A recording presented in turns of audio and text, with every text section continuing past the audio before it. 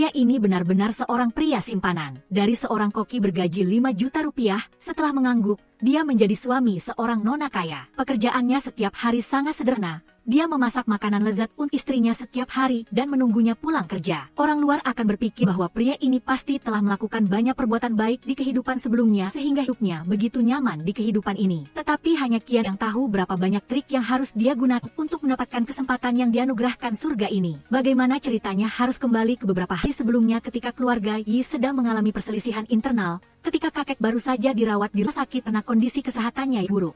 Keluarga mulai memperebutkan kekayaan bersama. Yining marah karena dia bahkan tak tahu bagaimana kondisi kesehatan kakeknya saat ini. Tetapi anak-anak dalam keluarga sudah ribut ingin membagi kekayaan. Dulu Qianlei adalah orang yang tidak dihargai, tetapi sekarang dia dipuji oleh semua orang. Bibinya dan pamannya dalam keluarga mempertanyakan Yining dengan dasar apa cucunya ikut campur dalam urusan orang dewasa. Yining tidak menyerah dan mengatakan bahwa kakeknya telah mengumumkan sebelumnya bahwa dia akan mengambil alih perusahaan di masa depan. Qianlei tidak bisa berkata-kata dan malah mengungkit bahwa Yining masih anak-anak karena dia belum menikah.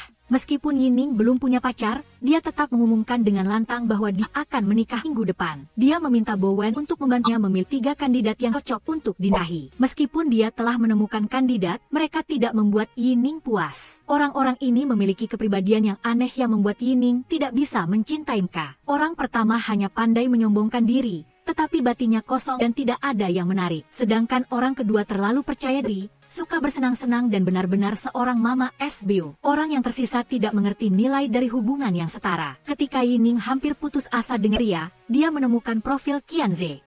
Qianze adalah seorang koki dengan aura yang tenang dan keterampilan memasak yang bisa membuat seorang vegetarian menangis. Dia mengelola sebuah warung kecil yang khusus menyajikan hidangan mata air musim semi, hidangan yang pernah membuat Yining tergila-gila. Terpikat oleh rasa lama dan kenangan lama, dia memutuskan untuk mengunjungi kembali warung itu pada sore hari yang berangin sepau-sepau, dengan lampu kuning dan perut lapar. Tidak hanya terpana oleh aroma kuah kaldu, Yining juga terpesona oleh gaya Qianze yang dingin namun hangat seperti oven microwave. Setiap kali dia menyentuh sumpit, hatinya bergetar dan dia sangat terharu hingga dia tidak bisa menahan diri untuk tidak langsung melamar. Qianze memasak aja seperti baru saja melihat tagihan listrik bulan lalu. Dia terkejut di hadapan. Setelah dia pergi, dia masih linglung seperti sedang merebus kaldu tulang ketika ayah tiri Yining tiba-tiba muncul tanpa peringatan. Tanpa basa-basi, dia langsung mengajukan tawaran yang terdengar seperti kontrak penjualan jiwa. Jika Qianze bersedia menerima takdirnya di keluarga Yi, dia akan memberinya masa depan yang makmur tanpa perlu khawatir tentang uang seumur hidup. Qianze diam-diam memahami niat pihak lain. Dia menegaskan bahwa dialah pilar keluarga ini. Meskipun Yining benar-benar memilihnya, Qianlei adalah kartu asnya. Qianze mengerti bahwa memasuki keluarga Yi tidak berbeda dengan bermain catur dengan seekor gajah yang curang dan pandai membalik meja. Dia tidak terharu tetapi marah, membalik taplak meja seperti sedang berakting sebagai tokoh utama dalam drama istana. Dia sengaja memecahkan vas dan melukai dirinya sendiri untuk menambah drama. Orang pertama yang dia panggil bukanlah ambulans, melainkan Yining. Dia datang, warung berantakan seperti di belakang panggung drama musikal. Qianze duduk di sudut menunggu Yining datang dan bertanya tentang keadaannya. Wajahnya patuh seperti anak anjing kecil. Qianze segera minta maaf karena dia tidak bisa mengundang dia untuk makan hidangan air musim semi seperti yang direncanakan, tapi malah memberinya kombinasi kekacauan. Yining tidak banyak bicara, dia membantunya berdiri dan bertanya mengapa dia tidak melaporkan ke polisi. Qianze juga sudah memikirkan situasi itu, tetapi mereka tidak punya bukti jadi tidak bisa berbuat apa-apa. Yining sekali lagi menyatakan perasaannya kepada Qianze. Bagaimana kalau kamu menikah denganku saja? Tapi kali ini bukan karena dia terharu, melainkan karena dia butuh tameng untuk kembali ke kerajaan Yuan. Dia mengajukan tawaran yang lebih tajam, saya akan memberikan dapur, kita menikah, dan menandatangani kontrak pranikah. Setelah dia mendapatkan kembali kekuasaan, dia bisa mundur dan melanjutkan membuka warung dan hidup mandiri. Qianze sedikit bingung tetapi kemudian mengangguk seperti robot yang telah diprogram. Satu kejutan lagi, dia telah membeli kembali warung itu dan memberikannya kepadanya sebagai hadiah pertunangan. Akhirnya, kesepakatan mereka berhasil. Setelah Yining pergi, Qianze menarik tirai untuk mengungkapkan papan rencana yang terperinci seperti film detektif. Ternyata dia juga diam-diam mendekati keluarga Yi dengan tujuannya sendiri. Wajah tampan dan polos ini hanyalah topeng di baliknya. Pada hari pernikahan, Rian, sahabat Yining, juga kembali ke negara itu tepat waktu. Melihatnya, Dia tersenyum seperti iklan pasta gigi. Tetapi Qianze menyela dengan nampan makanan pernikahan. Rian hanya menyapa dengan sopan lalu diam-diam mundur, menyisakan Qianze yang dengan cermat mengoleskan salep pada istrinya seperti penata rias profesional. Dia sangat terampil sehingga membuat orang curiga apakah dia punya rahasia yang tidak terungkap. Ketika dia menyajikan teh untuk kakek istrinya, dia sedikit ragu tetapi tetap memerankan perannya dengan ramah seolah-olah dia dilatih oleh sutradara sebelumnya. Pesta pernikahan belum sempat dingin, orang-orang sudah bergosip seperti pasar. Beberapa wanita dengan cepat mencibir dia sebagai koki yang menumpang hidup pada nona muda. Qianze hanya tersenyum tipis seperti es teh dan dengan cekatan mempertahankan citranya. Tetapi Yining tidak tinggal diam. Dengan mata sedingin AC 18 derajat dia menatap tajam ke semua orang. Siapa yang ingin memberi restu silakan tinggal. Siapa yang mencibir silakan pergi. Saya tidak akan mengantar. Setibanya di kamar pengantin, dia melihat ayah mertuanya berdiri di luar mengintip seperti sedang mengintai tikus. Dia melihat semuanya, jadi dia menekan istrinya untuk bekerja sama. Yining mengerti dan bekerja sama dengan baik. Dia menggendongnya ke kamar mandi bukan untuk melakukan hal yang salah, tetapi agar dia membimbingnya dalam ritual mencuci tangan 7 langkah yang disetujui oleh Kementerian Kesehatan. Qianze menatap Yining berkata, aku sudah tahu semua kebiasaanmu. Malam itu, mereka berdua berbaring gelisah seperti belum pernah ada tempat tidur. Dia berbisik bahwa dia ingin melakukan sesuatu, tetapi ternyata dia hanya ingin makan malam. Dia salah paham dan hampir pingsan. Tetapi dia tetap memijat dan menekan titik akupuntur untuk buatnya rileks. Romansa yang mekar seperti serial TV panjang akhirnya memiliki malam pernikahan yang sebenarnya. Keesokan paginya, apartemen kecil itu dipenuhi dengan aroma cinta dan sarapan. Malam itu, makanan sudah disiapkan. Ketika Yining duduk untuk sarapan, Qianze menatap istrinya sejenak dan melihat bekas di lehernya sedikit gelap. Jika dia keluar seperti ini, orang terwakannya. Jadi dia berinisiatif mengambil krim dan mengoleskannya. Melihat pihak lain mendekat, Yining malu dan berdiri. Sebelum dia pergi, dia sempat memberinya sepasang sepatu baru sebagai ucapan selamat untuk karir yang cemerlang. Hatinya hangat seperti diselimuti selimut di musim dingin. Di perusahaan Yiyuan, Yining tidak ragu untuk melangkah ke kursi ketua. Hari ini adalah hari pertama Yining bekerja, dan dia menciptakan reformasi perusahaan. Siapapun yang bekerja dengan ceroboh dan tidak efektif dipecat. Seluruh kantor terguncang seperti baru saja mengalami gempa berkekuatan 7 SR. Dia mempertanyakan proyek Guiling yang sedang menurun, membuat Wen-Wen pusing sampai harus meninggalkan ruangan untuk mendapatkan pertolongan psikologis. Ayah tirinya melihat cara kerja Yining ini dan mengkritik dia karena bekerja terlalu keras. Tetapi Yining tidak peduli, menurutnya itu adalah tugas yang mendesak bagi perusahaan untuk bertransformasi. Rumor menyebar lebih cepat daripada media sosial. Orang-orang mengabarkan bahwa dia menyalahgunakan kekuasaan pada hari pertamanya bekerja. Rian menasihatinya untuk lebih lembut. Ada pepatah, tali yang lembut bisa mengikat dengan kencang. Yining tetap teguh dengan caranya bekerja. Jika tidak ada yang mendukung, dia harus berdiri sendiri. Di kantor, meskipun bekerja keras, ketika dia melihat suaminya menjemput, Yining merasa bahagia seperti sedang merayakan Imlek. Rian melihat suami Yining datang, dia bercanda bahwa dia ingin makan hidangan yang dimasak oleh Qianze. Keduanya berjalan beriringan ke mobil, membuat Rian sangat kesal. Setibanya di rumah, belum sempat keringatnya menguap, Qianze sudah masuk dapur untuk memasak untuk istrinya. Yining berdiri di samping, terpesona melihat Qianze memasak. Betapa senangnya dia. Pria mana yang tampan, pandai memasak, dan juga mencintai istrinya. Dia pasti telah melakukan banyak kebaikan di kehidupan sebelumnya, sehingga dia bisa bertemu dengan Qianze di kehidupan ini. Saat sedang berpikir melamun, Yining tidak sengaja terbakar. Qianze dengan cemas bertanya kepada istrinya apakah dia baik-baik saja. Terlihat jelas bahwa dia sangat khawatir padanya. Kedamaian itu tiba-tiba terganggu ketika Qianlei muncul. Dia datang menemui Qianze dengan permintaan untuk mencari tahu rencana Yining selanjutnya, dan bagaimanapun caranya jangan biarkan dia menghalanginya. Qianze hanya tersenyum sinis, tetapi segalanya perlahan-lahan menjadi rumit. Malam itu, Yining berpura-pura tidur untuk menguji suaminya. Ketika dia memejamkan mata, dia melihat suaminya merangkak di atasnya. Melihat istrinya bangun, Qianze berkata bahwa dia hanya sedang menyimpan barang. Dia hanya dengan tenang mengatakan bahwa dia akan tidur, dan memintanya untuk tidur lebih awal juga. Tetapi dalam hatinya, dia mulai merasa cemas dan curiga. Hari berikutnya, dia menemukan bahwa dia telah dengan cermat mencatat kebiasaan minumnya dan jadwalnya. Hatinya terdiam karena terharu, tetapi dia juga dengan lembut mengingatkannya bahwa dia tidak perlu melakukannya lagi di masa depan. Karena sekarang tidak ada lagi jarak di antara mereka. Kemudian di hari lain, Qianlei mulai kehilangan kesabaran. Dia mengancam Qianze dengan kekuatannya. Tetapi dia hanya menundukkan kepalanya dan berkata kepada orang tua itu bahwa dia tidak ingin mentangnya, melainkan karena dia lemah dan tidak bisa bekerja untuknya. Dia tidak tahu bahwa Yining telah mendengar semuanya. Yining masuk tepat saat ketegangan memuncak. Kekecewaan terlihat jelas di matanya. Kamu membantu Qianlei memata-matai saya? Qianze buru-buru menjelaskan bahwa dia diancam, Tetapi Yining tidak mudah luluh di hadapan kekhawatiran itu. Kemudian dia menegakkan punggungnya dan berkata dengan lantang, "Keluarga ini bermargai, kamu tidak perlu bergantung pada Tuan Qian." Di warung kecil, pamannya datang untuk menasihati Qian Ze untuk mundur. Jika tidak berhasil, dia bisa saja meninggalkan keluarga Yi dan tidak mempertaruhkan dirinya seperti itu. Tetapi dia menggelengkan kepala, "Saya harus menyelesaikan rencana ini, tekad sudah dibuat, tidak bisa kembali." Adegan pertemuan keduanya berhasil difoto oleh bawahan Rian. Di keluarga Yi, pesta koktail sedang berlangsung. Qian Lei secara terbuka membual tentang menantunya yang pandai memasak dan menyuruhnya memasak untuk para tamu. Di depan banyak orang, dia merendahkannya olah-olah dia hanyalah seorang pelayan di rumah. Tetapi Qian Ze tetap tenang dan menjawab dengan penuh karisma, "Saya memang seorang koki, tetapi di keluarga Yi, saya adalah suami Yining. Saya harus memikirkan perasaan istri saya." Tetapi Qian Lei dan para tamu terus menyerang Qian Ze. Tepat pada saat itu, Yining keluar dan dia tidak ragu untuk menyatakan, "Meskipun pernah menjadi koki atau ngemis, sekarang dia adalah suamiku. Aku tidak akan membiarkan siapapun mengganggunya. Keluarga ini bermargai, bukan Ki." Yining berkata dengan tegas, lalu dia memerintahkan Bowen untuk mengantar para tamu keluar. Qian Lei tersedak dan para tamu dengan canggung berdiri dan diusir keluar. Segera setelah itu, Rian mencoba menahannya.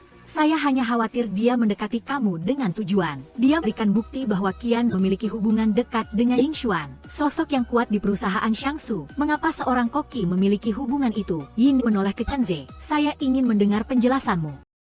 Qian Ze menjawab dengan perlahan, "Sebenarnya Jing Xuan adalah orang yang mensponsoriku." Dia mengatakan yang sebenarnya tetapi dia takut Yining akan melihatnya dengan pandangan meremehkan. "Aku adalah anak yatim piatu, panti asuhan tempat aku dibesarkan disumbangkan olehnya. Jika bukan karena dia, mungkin sekarang aku tidak akan bisa memiliki warung kecil untuk memasak dan menjalani kehidupan yang aku impikan." Tangannya mengepal sedikit, "Dia seperti kakak laki-laki kandung bagiku." Yining bertanya, "Lalu mengapa kamu tidak memberitahuku lebih awal?" "Karena aku takut." Suara Qian Ze tercekat, "Takut kamu berpikir bahwa aku adalah orang yang tidak kompeten yang hanya hidup dari belas kasihan orang lain." Yining mendekat, dengan lembut memegang tangannya. "Maaf, saya telah salah paham tentang kamu." Kembali ke warung, pamannya bertanya dengan cemas, "Apakah kamu benar-benar ingin mengumumkan hubungan kita? Itu sama saja dengan membiarkan orang lain mengorek-ngorek." "Saya ingin Yining lebih percaya padaku, dan Rian." Kecurigaannya adalah kesempatan bagiku untuk membalas. Keesokan harinya, Rian datang ke warung dengan alasan ingin menguji kemampuan memasak pemilik warung,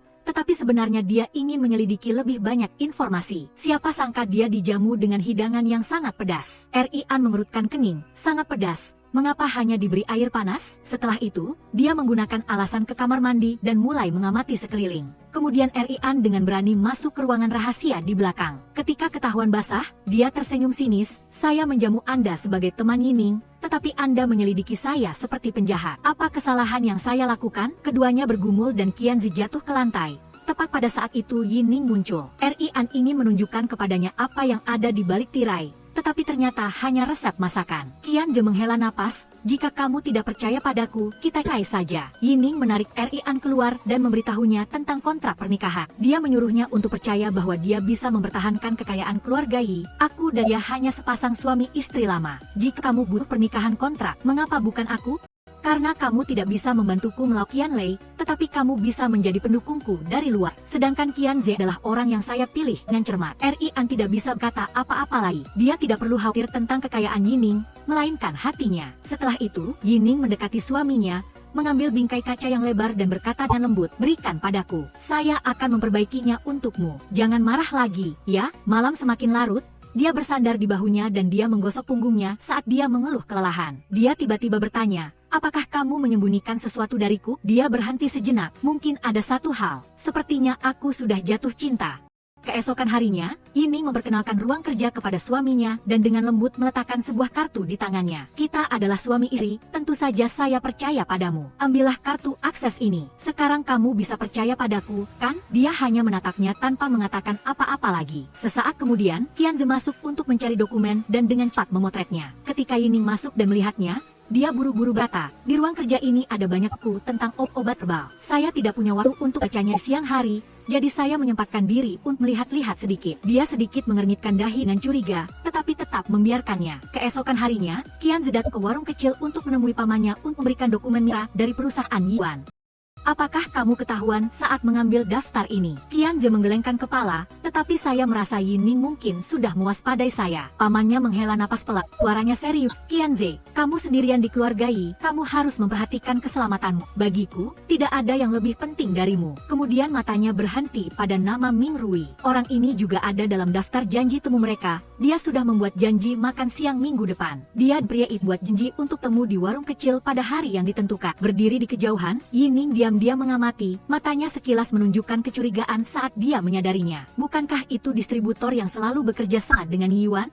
Dia segera mengeluarkan ponselnya dan menurunkan suaranya saat menelepon sekretaris Liu. Tiba-tiba, THM Sudhin dan bertanya dengan heran, mengapa kamu ada di sini? Lalu, tanpa menunggu jawabannya, dia berkata dengan menyesal bahwa dia kebetulan ingin mengajakmu bertemu seseorang. Ketika mereka sampai, dia sedikit terkejut mendengar Mia Haye menceritakan jasa Hien Terceha yang telah membantunya dalam negosiasi bisnis. Pria itu tersenyum dan berkata pada Dece Hanin, kamu telah menemukan suami yang baik. Dece Hanin menatap suaminya, sebuah pikiran muncul di hatinya. Haruskah aku lebih mempercayainya sedikit? Sebelum pergi, THM mengatakan beberapa kata kepada Mia Haye, lalu Dece Hanin bertanya kepada suaminya mengapa dia membantunya. Dece Hanin perlahan menjelaskan bahwa hari itu dia secara tidak sengaja menemukan bahwa Bapak Li adalah kliennya. Dia berpikir bahwa kamu sedang mengalami kesulitan di perusahaan, jadi dia ingin mencoba melihat apakah dia bisa menggunakan caranya sendiri untuk membantumu. Kamu tidak menyalahkanku, kan? Dia menggelengkan kepalanya dengan malu. Maafkan aku telah salah paham padamu. Tolong jangan salahkan aku. Dia menatapnya dengan mata lembut, tidak apa-apa. Bahkan jika kamu meragukanku ribuan atau 20.000 kali, aku akan membuktikannya padamu sebanyak itu bahwa aku selalu berada di pihakmu. Di perusahaan, suasana menjadi riuh. Seorang karyawan berbisik kepada VN, keren banget. VN, ada mitra yang bekerja sama dengan kita yang semula ingin membatalkan kontrak.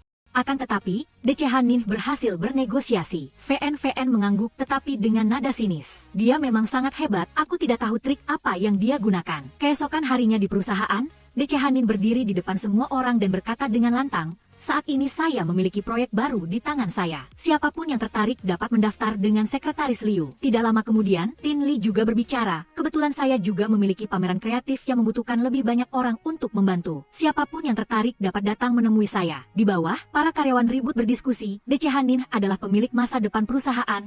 Tidak pergi sepertinya tidak baik, tetapi juga tidak bisa menyinggung Tin Li. Akhirnya, Dece Hanin diam-diam lihat daftar. Tidak ada yang mendaftar. Dece Hanin menarik napas dalam-dalam. Tidak apa-apa, saya akan melakukannya diri. Larut malam, Dece Hanin masih duduk di layar komputer, fokus pada dokumen. Hien Terceha masuk sambil tersenyum. Takut kamu belum makan malam, aku sengaja membawakannya untukmu. Dia dengan lembut meletakkan tas di atas meja, dia mengambil sendok dan mencicipinya. Matanya melembut, tetapi kemudian dia teringat bahwa masih ada rapat. Dia kembali ke rapat online, sibuk sampai dia terlalu lelah dan tertidur. TM melihat itu dan dia menyalin dokumen di komputer istrinya. Dece Hanin kejut bangun dan melihat Terceha menatapnya. Dia bertanya dengan heran, mengapa kamu menatapku seperti itu?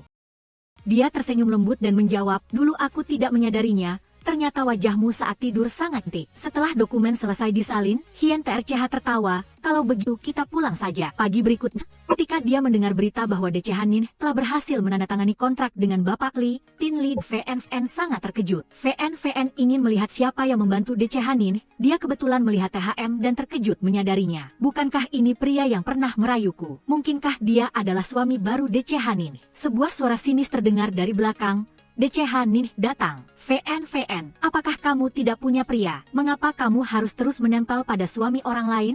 Dece Hanin melangkah mendekat. VN masih belum menyerah. Dia berkata dengan nada mengejek. Apakah kamu tahu? Suamimu yang tercinta hanyalah seorang penambang emas yang genit. Hien Terceha buru-buru menjelaskan. Tidak seperti itu. Dece Hanin menaikkan VN yang mengejek suaminya. Dia tak membela suaminya dengan segenap hati, membuat lawan bicaranya marah dan pergi. Tetapi kemudian Dece Hanin berpura-pura marah dan ingin pulang untuk berbicara secara pribadi dengan suaminya. Cerita itu terjadi ketika Tin Li berkuasa atas Dece Hangwin. Karena VN adalah anak haramnya dan mantan selingkuhannya, jadi dia merayak dan mengatakan bahwa Dece Hangwin akan jatuh ke ayahnya.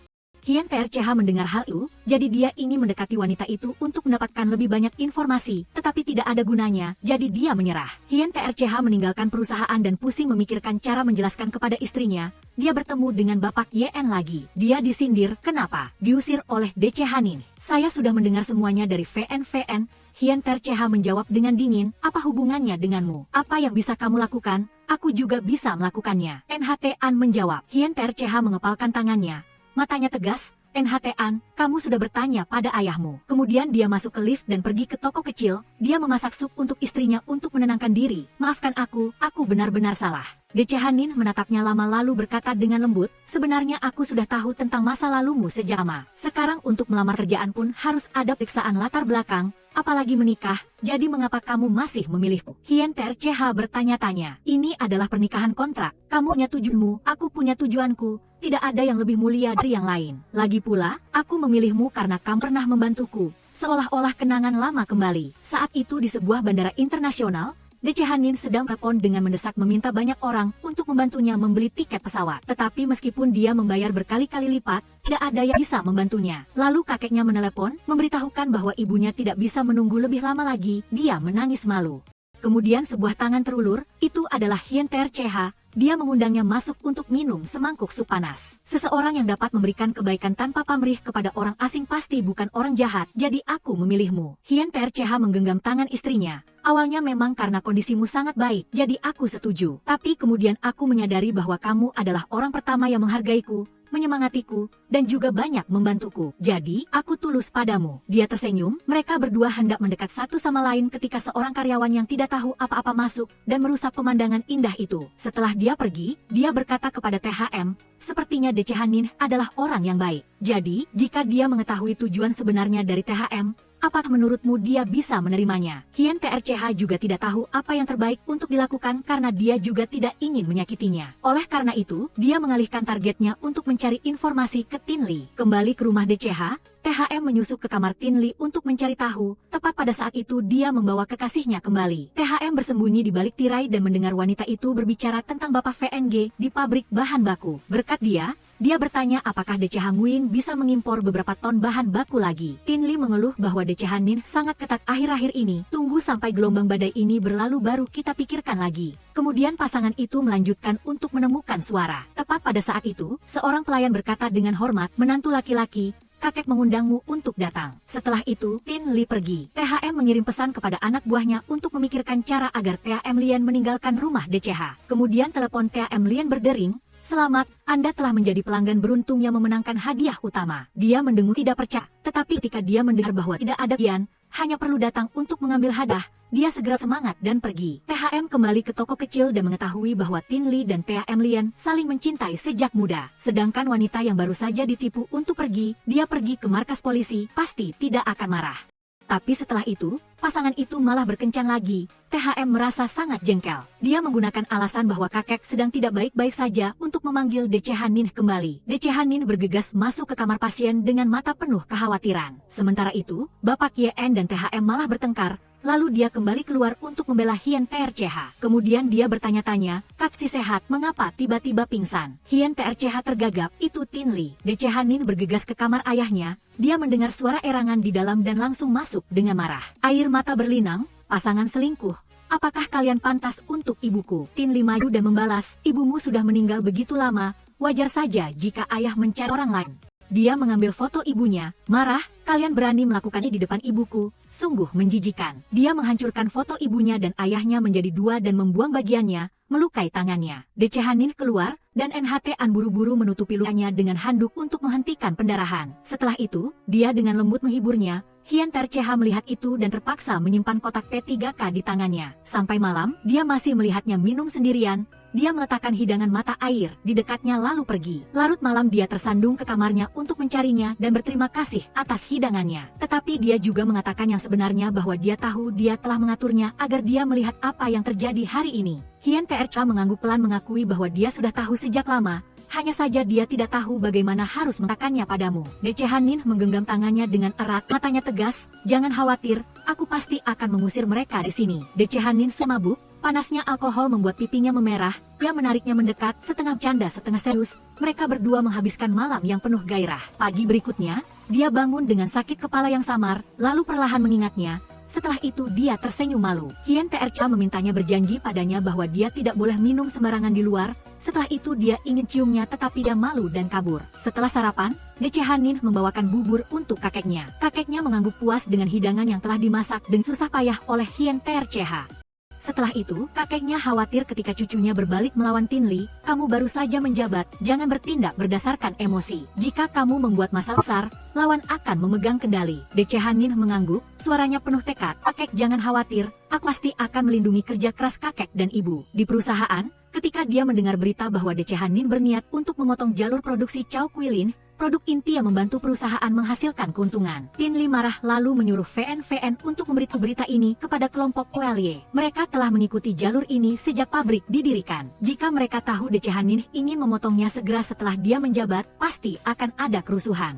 Seperti yang diduga, esokan paginya perusahaan kacau. Decehanin harus menjelaskan dengan jelas atau tidak akan selesai. Decehanin dengan tenang menyatakan bahwa memotong jalur Chow Quilin adalah agar perusahaan bisa berkembang lebih baik. Semua orang akan diatur dengan baik, tetapi suara protes terdengar keras. Bagus untuk Decehanguin, kamu bilang potong ya potong saja. Ini melupakan akarnya. Jika terus seperti ini, Decehanguin akan hancur di tanganmu. Para lelaki tua itu dipenuhi amarah dan mempertanyakan apakah dia lupa akarnya. Kemarahan menyebar secepat api yang bertemu angin. Decehanin tetap teguh, suaranya jelas dan tenang. Saya tahu Chow Quilin adalah produk pertama saat Decehanguin didirikan. Tetapi memotong jalur ini juga untuk memotong kerugian tepat waktu dan menyelamatkan perusahaan. Semua orang berteriak dan bergegas ke arah kantornya, berniat untuk merusaknya. Meskipun Aston dan Pak Yen berusaha menghentikannya. Di tengah kekacauan, Tinli datang. Dia berbalik ke arah semua orang dan berkata dengan lembut, Decehanin masih muda dan tidak mengerti. Jangan marah padanya. Setelah itu,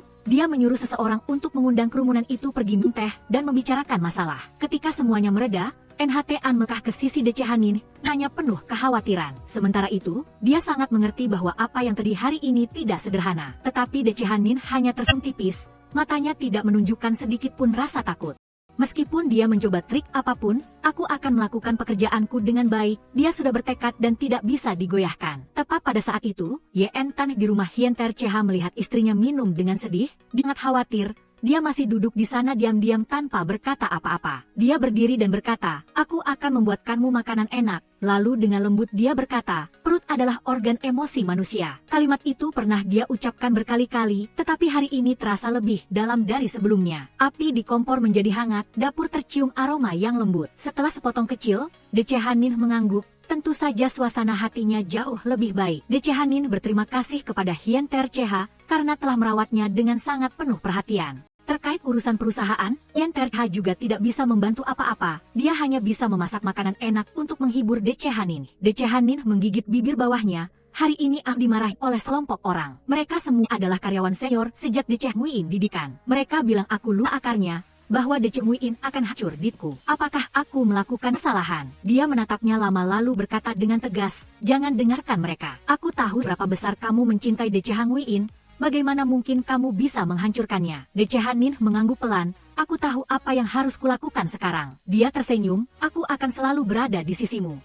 Suatu hari, Tinli dan VN marah lagi karena Decehanin masih bertekad untuk memotong jalur produksi Chow Quilin. VN hendak memanggil kelompok Lau Elie untuk membuat keributan lagi, tetapi Tinli berbisik di telinganya dan menyuruhnya untuk mengatur beberapa orang untuk bertindak malam ini. Di tengah malam, Decehanin turun ke garasi untuk pulang, tetapi dia samar-samar merasa ada yang mengikutinya. Lalu tiba-tiba dia diserang oleh dua orang. Tepat pada saat itu, suara Hien Terceha yang panik terdengar. Dia berlari untuk menyelamatkannya dan dipukuli, tetapi Decehanin mengangkat tangannya untuk menangkis pukulan untuk suaminya. Kemudian mereka berdua berhasil diselamatkan oleh pengawal tepat waktu. Hasilnya, sekarang mereka berbaring berpelukan di tempat tidur dengan tangan Decehanin yang dibalut. Hien Terceha menyalahkan dirinya sendiri. Mengapa kamu melindungiku saat itu? Dia tersenyum, mengatakan bahwa karena kamu suamiku, melindungimu adalah hal yang harus aku lakukan. Selain itu, saat melamar, aku sudah mengatakannya, aku akan selalu melindungimu. Sekarang, meskipun hubungan mereka pernah dimulai dengan kontrak, perasaan cinta yang tulus telah menyusup ke setiap momen. Hien Terceha berkata dengan suara dingin, dari pandangan pertama, aku tahu ini adalah perbuatan Tinli. Dia membelai rambutnya, karena kamu terlalu baik, Kamu pikir seluruh dunia juga baik, tapi tidak. Dunia ini masih memiliki banyak orang jahat, kamu harus selalu waspada. Dia mengangguk pelan. Sekarang aku punya kamu di sisiku, lengan kananku. Sebuah pikiran melintas di benak Hien Terceha seperti angin sepau-sepau, dia akan menyelesaikan rencananya. Keesokan paginya, Hien Terceha membantu istrinya sarapan. Saat mereka sedang bermesraan, NHT An datang. Dia memberinya setumpuk dokumen yang dia kumpulkan dari komputer ayahnya dan menemukan bahwa masalah jalur produksi Chow Quilin tidak sederhana. Tin Li pasti sudah sangat terlibat. Decehanin melihat benda di tangannya, matanya serius. Pantas saja dia tidak mengizinkanku memotong jalurnya. Di dalamnya benar-benar ada terlalu banyak masalah, aku harus menyelesaikannya sampai ke akar-akarnya. Setelah Decehanin pergi, kedua rival itu mulai menantang satu sama lain, tetapi pemandangan perkelahian itu, seperti anak kecil berebut air, Decehanin kembali dan menyaksikannya, dia ingin terbahak-bahak. Keesokan harinya, suasana masih belum sempat tenang, di luar gerbang perusahaan, sekelompok orang mulai berkumpul dan berteriak. Decehanin keluar dari Decehanguin. Decehanin tiba di depan pintu, wajahnya pucat pasi, dia tidak tahu apa yang sedang terjadi. Dia tidak pernah memerintahkan PHA, apalagi berniat mengkiti siapapun. Hien Terceha di sebelahnya sedikit mengernyitkan dahi, lagi-lagi Tin Li. Mereka berhenti di sebuah supermarket. Dia tidak bercanda, dia menunjuk rak Chow Quilin dan berkata, tidak ada yang enak, jangan beli. Beli ini saja. Dia tertawa kecil dan mengambil yang dia pilih, tetapi matanya sudah tertarik pada rak yang kosong. Susu, kopi, teh susu, semuanya dipilih orang. Hanya Chow Quilin dari Decehanguin yang masih utuh. Tidak ada yang mau menyentuhnya. Kamu lihat, Hien Terceha berkata, menariknya untuk melanjutkan ke tempat lain. Sebuah restoran kecil yang terletak jauh di dalam gang muncul. Dia memesan satu porsi hidangan manis lalu mengundangnya untuk mencicipinya. Sejak kecil aku tidak suka makan Chow Quilin dari rumah kita, dia berkata. Masih ada orang yang membutuhkannya, kata Hien Terceha sambil tersenyum, menunjuk ke pelanggan di restoran yang sedang makan Chow Quilin dengan lahap. Kamu lihat, berbeda dengan di supermarket, di sini orang-orang menyukainya. Decehanin tiba-tiba mengerti, masalahnya bukan pada produk, tetapi pada cara menjangkau kelompok pelanggan yang tepat. Matanya perlahan bersinar, jadi aku tidak perlu menghilangkan Chow Quilin, katanya seolah berbicara pada dirinya sendiri. Tetapi membaginya menjadi dua lini produk yang terpisah, satu lini dasar yang mudah dijangkau untuk memenuhi kebutuhan dasar. Satu lini premium yang inovatif dan menarik, cocok untuk selera anak muda. Aku akan melakukannya. Dia tersenyum menatap Hien Terceha. Apapun yang terjadi, aku tidak akan meninggalkan akar Decehanguin. Tetapi aku akan membuatnya hidup kembali dengan cara baru. Decehanin sangat bijaksana, jawab Hien Terceha untuk pertama kalinya setelah beberapa hari. Keduanya tertawa kecil, lega di tengah badai yang mengancam di luar sana. Di tengah makan sederhana, dia mendongak menatapnya. Terima kasih atas yang terjadi hari ini. Kamu telah membantuku melihat hal-hal yang tidak pernah aku lihat sebelumnya. Hien Terceha senyum. Aku sudah mengatakannya, kan? Aku akan menjadi lengan kananmu. Keesokan paginya di perusahaan, Tin melihat sekelompok alia berkumpul dan berjalan menuju kantor Decehanin. Dia bisik di tengah VN, apakah kamu sudah menghasut kelompok itu lagi? Tapi, segalanya tidak berjalan seperti yang dia inginkan. Sikap para orang tua itu telah sepenuhnya berubah. Maafkan kami, Decehanin. Sebelumnya kami dihasut oleh orang lain. Kami pikir kamu datang ke perusahaan hanya untuk membuat masalah. Mereka dipenuhi dengan penyesalan, tidak menyangka dia tidak hanya tidak menyelidiki kesalahan yang kami buat, tetapi juga selalu memikirkan kami. Berbudi luhur dan setia, pantas menjadi penerus yang dipilih oleh Hixing. Yining tersenyum dan menoleh ke Paman Li. Masa depan, kita punya beberapa rencana untuk produk. Kita bisa membicarakan sambil berjalan, ya, Paman Li. Paman Li mengangguk. Seseorang menunjuk ke arah Wen, dialah yang dulu selalu mengipasi api, ingin mengusir dia dari Hixing. Paman jam bicara yang tidak masuk akal. Saya tidak melakukan itu. Wen buru-buru membantah, wajah pucat, tapi mata orang-orang di sekitarnya semua menatapnya dengan curiga. Bicara saja langsung di depan saya jika ada sesuatu, tidak perlu bermain-main di belakang. Dia menatap lurus ke arah Wen, suaranya tenang tapi dingin. Jika kamu tidak enak badan, pulanglah dan istirahat. Setelah ini tidak perlu datang kerja lagi. Yining menatap orang-orang lainnya satu persatu, mereka diam-diam bubar dan kembali ke posisi masing-masing. Beberapa saat kemudian, Rian datang, dan Yining mengundangnya untuk mencoba teh premium. Dia langsung tahu bahwa Yining ingin meminta bantuan, dan Yining juga tidak menyembunyikan apapun darinya. Aku berencana untuk mempertahankan versi lama dari Gao Guiling, tapi akan meluncurkan satu lagi lini hadiah premium dengan gaya tradisional yang elegan. Untuk desain luar, aku ingin seorang master lukisan tinta seperti Anda untuk membantu. Rian langsung setuju. Setelah itu, dia tiba-tiba menyadari bahwa gadis yang disukainya sangat cocok dengan subjek lukisannya. Rian dengan cepat melukis sketsa Yining, dan pada akhirnya, Lukisan itu selesai dan Yining sangat menyukainya. Qianze membawa makan larut malam tepat ketika Ning dan Rian sedang mendiskusikan desain kemasan baru untuk produk Chao Guiling. Rian adalah master lukisan tinta dan juga teman yang dapat diandalkan. Jadi Nining meminta bantuannya untuk menciptakan gaya tradisional yang elegan untuk produk premium. Qianze melihat desain itu dan bahkan tidak repot-repot memuji satu kata pun. Dia hanya mengucapkan, biasa saja, lalu berkata, lukisan seindah ini mungkin hanya bisa dipahami oleh orang seanggun Rian, sedangkan orang biasa sepertiku tidak sanggup. Meskipun perkataan ini licik, itu mengisyaratkan poin yang tepat. Yining harus mempertimbangkan desain yang lebih akrab dan sesuai dengan selera pasar. Suasana yang tadinya sedikit intelektual, kini berubah menjadi aroma nasi yang mendatangkan rasa lapar. Saatnya makan. Qianze membawa 2 porsi makanan karena dia tidak tahu ada orang ketiga. Dia dengan santai menyerahkan porsinya, berniat menahan lapar. Rian yang mendengar itu langsung marah dan berkata dia tidak sudi makan makanan biasa milik Qianze. Yining harus menengahi dan bahkan meminta Qianze menyuapinya karena tangannya masih belum sembuh sepenuhnya. Qianze dengan senang hati menerima tugas menyuapinya satu persatu. Dia juga tidak lupa memasarkan Gao Guiling yang dicampur susu, yang diproduksi oleh perusahaannya sendiri, enak dan tidak membuat gemuk. Kedua pria itu adu mulut ringan, tapi bau cemburu sangat jelas. Akhirnya, Rian mengatakan akan memikirkannya lagi untuk mendesain versi yang lebih akrab. Yining mengambil kesempatan itu untuk menjelaskan bahwa dia telah menceritakan kepada Rian tentang kontrak pernikahan dengan Qianze. Karena tidak ingin Rian salah paham atau mengganggu rencana mereka. Dia menenangkan Qianze, menegaskan bahwa hubungan mereka sekarang bukan lagi sekadar kontrak. Qianze di luar berkata tidak marah, tapi wajahnya terus cemberut. Hal itu membuat Yining dengan cerdas menyadari bahwa dia tidak marah, dia cemburu. Hari penting lainnya tiba, yaitu pesta ulang tahun kakek Yining. Dalam suasana yang hangat ramai, Yining sendiri yang membuat bakpao persik untuk kakeknya, katakan itu untuk mendoakan kakeknya sehat dan berumur panjang. Kakeknya terharu tidak hanya karena bakpao, tetapi juga karena melihat kedua cucunya semakin dekat. Pada kesempatan ini, kakeknya juga menyampaikan curahan hati yang tulus kepada Qianze. Dia mengatakan bahwa meminta Nining menikah sebelum menyerahkan perusahaan bukanlah aturan yang kaku, tetapi karena dia khawatir cucunya akan hidup lalu kesepian, kubur oleh kehidupan dan pekan tanpa ada yang melindunginya. Namun, ketika dia melihatnya bersama Qianze, dia menyadari bahwa cucunya bukan lagi pejuang yang keras.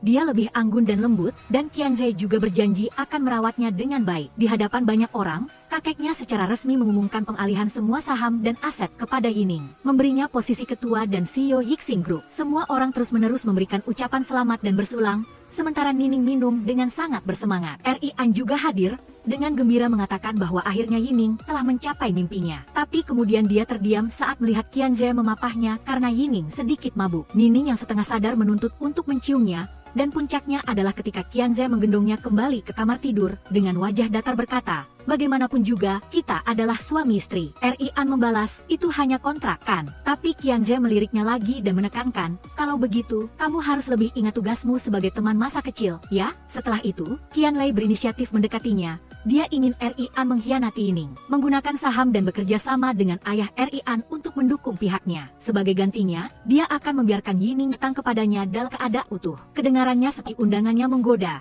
tetapi juga sama menakutkannya. Saat bahaya mengintai di atas kepala, Yining tidak menyadarinya. Dia sedang mabuk dan memberikan hadiah untuk Qianze. Oh, apa yang lebih halus atau lebih baik dari produk kebersihan pribadi untuk pria? Kemudian mereka berdua terjatuh satu sama lain seperti pakaian dan air di mesin cuci. Pagi berikutnya, adegan pemberian hadiah berlanjut. Kali ini adalah sebuah taman yang ditanami penuh dengan tanaman herbal kesukaan Qianze. Dia berkata bahwa dia tahu Qianze tidak merasa memiliki tempat dimanapun, jadi dia ingin Qianze memiliki sudut kecilnya sendiri. Sementara Yining dengan santai berperan sebagai istri yang berbakti dan memberi hadiah tanaman, Qianze malah berkata dalam hatinya bahwa dia harus menganggap Yining sebagai alat. Karena masa lalu yang menyakitkan, ibunya dibunuh, dan dia harus membalas dendam. 10 tahun yang lalu, media secara serentak memberitakan bahwa Bang Batchen berbahaya karena mengandung zat beracun dan menyebabkan kelumpuhan. Keluarga korban bersikeras menuntut, dan masyarakat yang marah datang untuk merusak rumah mereka secara diam-diam. Pada saat yang sama, kabar buruk tiba. Taman herbal berharga yang ditinggalkan oleh ayah Qianze hangus terbakar. Melihat asap dan api yang membakar setiap tanaman herbal, ibu Qianze membeku. Setelah itu, dia tidak bisa lagi tenang dan meninggal dalam kesakitan dan keputusasaan. Semua yang tersisa hanyalah abu. Dalam keputusasaan, paman Qianze mengungkapkan kebenaran. Semua ini adalah ulah Hian. Dialah yang karena ingin merebut resep Bang Batchen, mencoba memfitnah dan menekan ibu Qianze hingga menyerah. Mata Qianze berubah dari kesedihan menjadi kebencian. Ibu, tenang saja, aku pasti akan membalaskan dendammu. Kejadian tak terduga datang ke keluarga Yixing. kakek Yining meninggal. Dia menerima panggilannya mengabarkan berita buruk itu dalam keadaan terkejut. Dia menelepon suaminya berkali-kali, tetapi Qianze tidak mengangkatnya karena saat itu dia sedang diingatkan oleh pamannya tentang dendamlah. Paman menyebutkan bahwa jika ia masih hidup, segalanya akan berbeda. Mata Qianze menjawab dengan dingin dan tegas, aku tahu apa yang harus aku lakukan. Yining hanyalah alat bagiku. Mereka berunding tentang rencana pengambil alihan Yixing, dan baru setelah Qian kembali, dia mendengar berita buruk dari Boon. Dia bergegas mencari istrinya dan menemukannya dalam keadaan linglung di ruang bawah tanah anggur. Awalnya dia ingin menghibur, tetapi kemudian dia teringat akan sumpah darahnya dan mengurungkan niatnya. Hari berikutnya, Yining segera kembali bekerja setelah mengantar kakeknya ke tempat peristirahatan terakhirnya. Dia merias diri dengan hati-hati dan muncul dengan aura tenang. Dia berusaha keras untuk menjaga semangatnya dan terus bekerja seperti biasa. Dia meninjau kembali rencana desain sebelumnya dan memutuskan untuk menyetujui opsi tersebut, mengabaikan saran Rian untuk beristirahat. Nining hanya menjawab dengan lembut, karena kakek sudah tiada, aku harus menjadi lebih kuat. Qianze memutuskan untuk menjemputnya, tetapi pada saat itu dia melihat tuannya yang terlalu memperhatikan istrinya, sehingga suasana menjadi tegang. Kedua pria itu berebut untuk merawat Nining. Dia kesal dan berteriak, sudah cukup, bisakah kalian berdua berhenti menggangguku? Setelah itu, dia pergi sendirian. Yining baru saja keluar ke koridor ketika Qianlei datang dan marahinya. Kakekmu baru saja meninggal, tapi kamu masih sempat-sempatnya datang ke kantor, ya? Dia mengabaikan munafiknya itu dan berjalan dengan tegas. Tapi kemudian sebuah mobil melaju ke arahnya. Yining duduk diam di depan semangkuk bubur dingin. Tepat pada saat itu, Rian membawakan sekantong Xiaolong Bao. Aku pergi ke toko yang sering kita kunjungi saat kecil untuk membelikannya untukmu. Yining terkejut, tidak menyangka Rian masih bisa menemukan toko itu. Dia mencicipinya lalu tersenyum. Rasanya masih sama seperti saat kecil. Kemudian dia menoleh ke Qianze. Kamu coba juga. Qianze mencicipinya dan mengangguk. Lumayan. Suasana menjadi sedikit lebih ringan, tetapi segera setelah itu terdengar suara pertengkaran. Dia berlari dan melihat pelayan didorong keluar dan barang-barang berserakan di mana-mana. Dia berteriak, apa yang kalian lakukan? Ayahnya berdiri tegak dan berkata, ayah lihat feng shui kamar ini bagus. Jadi ayah berencana pindah ke sini. Yining marah, aku beritahu ayah, jangan sentuh apapun di kamar ini. Ayahnya tersenyum sinis, menurut hukum, ayah memiliki setengahnya berkat ibumu. Yining marah dan berdebat dengan ayahnya. Akhirnya, ayahnya hanya mengucapkan, hari ini ayah tidak jadi pindah, tapi kamu harus ingat siapa pemilik rumah ini. Yining berdiri diam lalu menyuruh Paman Wen untuk memindahkan kembali barang-barang itu. Suasana di rumah itu kini hanya tersisa dingin dan pahit. Yining berkata dengan sedih, aku tidak berguna, ya, bahkan kamar kakek pun tidak bisa aku jaga. Qianze dengan lembut menghiburnya, itu bukan salahmu, Qianlei yang keterlaluan. Kakek sudah bilang, selama ada aku di sisimu, kamu tidak harus berjuang sendirian. Hari berikut di perusahaan, Wen berdiri dan menuduh Yining terlalu ketat dalam manajemennya dan memberikan tekanan yang menyebabkan banyak orang depresi. Mereka mengusulkan untuk mencopotnya dari posisi CEO. Tuan yang menekan Rian, memaksanya untuk memberikan suara untuk pihak Qianlei. Dia mengancam akan menghancurkan keluarga yang jika dia tidak menurut, tetapi dia memutuskan untuk tidak memberikan suara. Tepat ketika Qianlei mengira dia sudah menang, Paman Li, pemegang saham generasi pertama, tiba-tiba muncul dan menyatakan penolakannya untuk mencopot Yining. Dia mengenang masa lalu, dan Yining pernah mengizinkan karyawan memegang saham, dan Yining adalah orang yang membangkitkan proyek yang merugi sebelumnya. Dia juga mengungkap bahwa Wen, penuduh itu, adalah orang yang tidak kompeten. Yining berdiri dengan terharu dan berkata kepada para pemegang saham, kalian semua sudah mengenal saya sejak kecil, saya bukan orang jahat. Meskipun pengalaman saya masih kurang, tetap jika kakek sudah menyerahkan perusahaan ini kepada saya tidak akan membiarkannya runtuh. Dia dengan tegas menyatakan, bulan depan jika masih merugi, saya akan mundur sendiri. Kalau begitu, mari kita lihat hasilnya. Setelah berhasil mempertahankan posisinya di Yixing, Yining terharu dan berterima kasih kepada Paman Li karena telah memihaknya dalam rapat pemegang saham. Paman Li hanya tersenyum ramah, ini adalah hal yang harus Paman lakukan, dan dia juga mengungkapkan bahwa suaminya lah, Qianze, yang datang mencarinya untuk meminta bantuan, jika tidak, dia juga tidak akan tahu. Setelah itu, dia dengan lembut menyemangati Yining, tenang saja, ada aku di sini. Malam itu, ketika hanya ada mereka berdua, Yining menunjukkan sisi lelah dan lemahnya. Dia menyemangati Yining dan bahkan menyiapkan kue ketan hijau, makanan favorit Yining saat kecil yang sering dibuatkan oleh ayahnya. Dia mencicipinya, air mata jatuh karena terharu, rasanya sekali, seperti buatan kakek. Qianze memeluknya dan berkata dengan tulus, jangan takut, mulai sekarang ada aku. Setelah ini aku akan selalu berada di sisimu. Tapi kemudian bel pintu berbunyi, ternyata Tuan Yan. Dia bahkan membawa barang bawaannya. Ceritanya, Setelah rapat pemegang saham, Qianlei menunjukkan kekecewaan dan kemarahan ketika Ri Anti memberikan suara menentang Yining seperti yang diharapkan. Tetapi Ri An dengan tenang membalas bahwa dia tidak pernah menjanjikan apapun dan tidak akan pernah menyakiti Yining. Jawaban itu membuat ayah Ri An marah. Dia tidak terima karena putranya melawan Qianlei, orang yang bekerja sama erat dengan keluarga Yan. Dalam kemarahannya, dia mengusir Ri An dari rumah dan mengatakan dengan terus terang bahwa jika dia masih berhubungan dengan Yining, dia bukan lagi putranya. Setelah diusir dari rumah, Ri An tidak punya tempat lain untuk bersembunyi, jadi dia mencari Yining. Dia dengan antusias menyarankan suaminya untuk membantu teman yang sedang dalam kesulitan. Bahkan dia memberikan kartu bank kepada Ri An untuk dipakai sementara. Meskipun Qianze sedikit cemburu, pada akhirnya dia tetap setuju. Dia dengan enggan mengatakan bahwa jika istrinya sudah memutuskan, dia harus menurut. Istrinya bahkan bercanda bahwa sekarang dia adalah kepala keluarga, jadi dia harus pergi dan menyiapkan kamar untuk temannya itu. Qianlei mencari mengingatkannya bahwa ayahnya sedang sangat khawatir di rumah, sementara dia malah hidup santai. Dia mengulangi tawaran sebelumnya, jika Ri An membantunya mengambil alih Hixing, dia akan membantunya mendapatkan Yining. Menurutnya, dalam berbisnis, harus saling menguntungkan. Ri An menolak dengan jujur. Qianlei mencoba meyakinkan dengan mengatakan bahwa selama dia mau bekerja sama, dia bisa membantunya berada di sisi Yining yang terhormat. Dia juga mengungkapkan bahwa pada awalnya, Qianze bisa dengan mudah masuk ke keluarga Yixing karena dia yang mengaturnya. Tetapi karena Qianze tidak memiliki kelemahan, sulit untuk dikendalikan. Mendengar itu, Ri An bertanya kembali dengan sinis, apakah Tua menyiratkan bahwa aku punya kelemahan? Qianlei menegaskan bahwa dia memilikinya, yaitu keluarga Yan, sesuatu yang tidak bisa dia tinggalkan begitu saja. Sebelum pergi, Qianlei hanya meninggalkan satu pesan, jika berubah pikiran, datang saja menemuiku. Di rumah Yining, saat makan, semua orang menyadari bahwa makanan hari ini terasa sedikit berbeda. Seseorang bertanya dengan penasaran, apakah rumahmu mengganti koki? Ri An langsung angkat bicara dan mengungkapkan bahwa dialah yang memasak hari ini. Dia juga bertanya bercanda, Ri An, apakah kamu butuh aku untuk datang ke rumahmu untuk memasak? Ri An membalas bahwa rumahnya memang sedang kekurangan koki,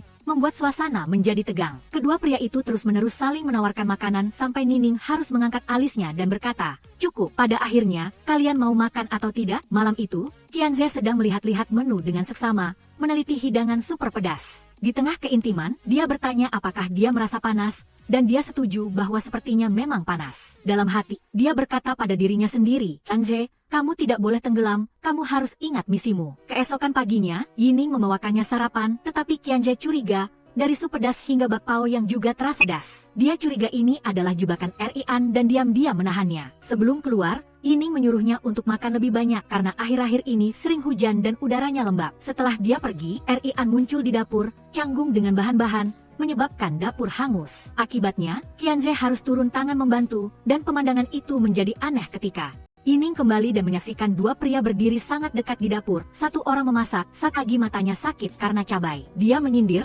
8 jam tidak bertemu, tapi hubungan kalian sudah sedekat ini, ya? Qianze bercanda, istriku sudah pulang. Aku sedang memasak untukmu. Tapi Yining menjawab dengan dingin, lancar sekali memanggil istri. Sayang sekali itu hanya kontrak. Kamu hanya karyawan paruh waktu. Dia menyebutkan alasan dia pernah menandatangani kontrak pernikahan, yaitu agar kakeknya tenang dan bisa warisi Yixing dengan lancar. Sekarang semuanya sudah beres, dia berkata bahwa kontrak itu juga bisa diakhiri. Setelah itu, Qianlei kembali mencari Qianze, terus-menerus merayunya untuk bekerja sama.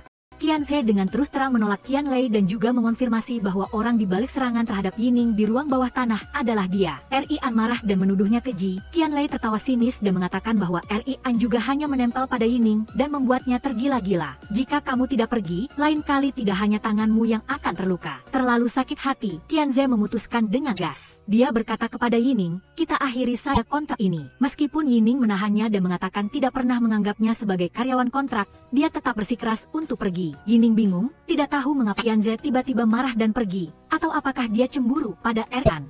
Tapi dia berkata pada dirinya sendiri, halo, aku yang diputus, kenapa aku yang harus membuatnya? Dan memutuskan untuk mengabaikannya selama beberapa hari agar dia tahu rasa. Keesokan paginya, Ri berubah menjadi mode suami yang berbakti, bangun pagi-pagi untuk menyiapkan sarapan mewah, bahkan nyeduh kopi dan merebus susu kedelai. Tapi Yining melihat meja makan dan teringat seseorang yang melarangnya minum kopi. Setelah berpikir sejenak, dia pergi bekerja, meninggalkan sarapan dan juga hat Ri An yang super tus. Lingting pulang kerja saat hujan, dia berdiri menunggu sosok yang familiar dan payung, tapi kata Ri An lagi. Yining merasa sangat kecewa. Lain waktu, saat sedang bekerja, kepalanya sakit seperti dipukul palu. Mendengar langkah kaki seseorang datang, dia langsung menyuruhnya untuk memijat kepalanya karena dia mengira orang itu adalah suaminya.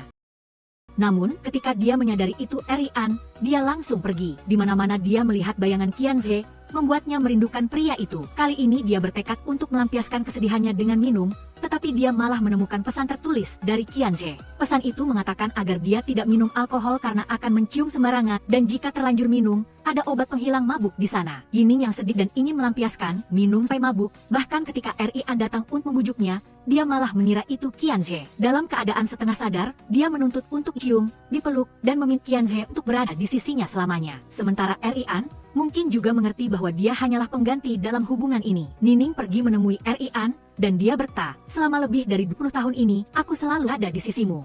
Pikirnya mereka punya masa depan, dia berkata dengan lembut bahwa dia selalu menjadi sahabatnya. Namun, dia tidak ingin menjadi teman, dia ingin mencintainya dan melepaskan segalanya demi dia. Ningning menolak karena dia tidak ingin ayah dan anak itu bersatu, dan karena dia sudah menyukai orang lain. Sebelum pergi, Rian mengingatkannya bahwa hilangnya Qianzai mungkin disebabkan Qianlei. Di sebuah kedai kecil, Qianzai berkata dia sengaja membiarkan media melaporkan bahwa dia diusir dari keluarga Yi agar Yining marah dan lebih membenci Qianlei. Pamannya bertanya apakah dia benar-benar yakin Yining mencintainya. Qianzai menjawab bahwa pras tidak bisa dipercaya, tapi keuntungan sangat jelas.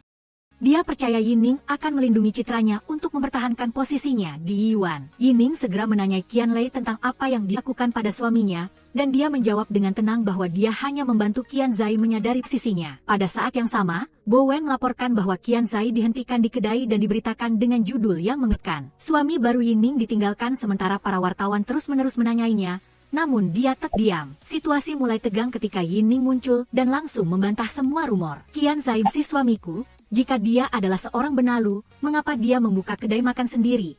Bukankah lebih baik dia menjadi benaluku?